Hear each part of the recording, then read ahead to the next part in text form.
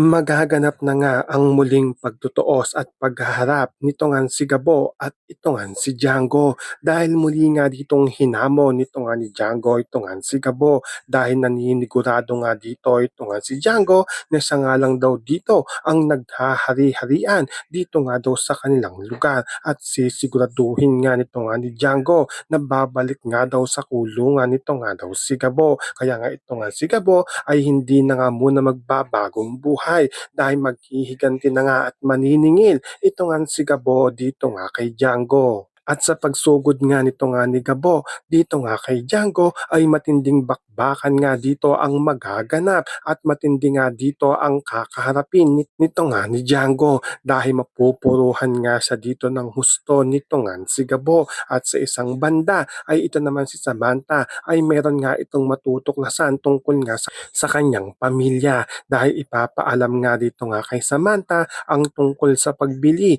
ng lupa ng kanyang ama at nung nalaman nga niya kung saan ngang lugar nakabili ng lupa ang kanyang pamilya ay kinagulat nga ito ng husto nito nga ni Samantha dahil masasamang tao nga daw ang mga nakatira nga daw dito at sigurado nga daw sila na malaking gulo nga daw ito pag kinuha na nga daw nila dito ang kanilang lupain. So pakakaabangan nga natin dito kung paano nga ba mapipigilan nito nga ni Samantha ang pagkuha ng pamilya nga niya dito nga sa ganito ang lupa at kung ano nga ba ang sasapitin nito nga ni Django sa kanyang pakikipagtuos dito nga kay Gabo. Yan ang ating mga pakakatutukan at pakakaabangan dito nga lang sa Sigabo.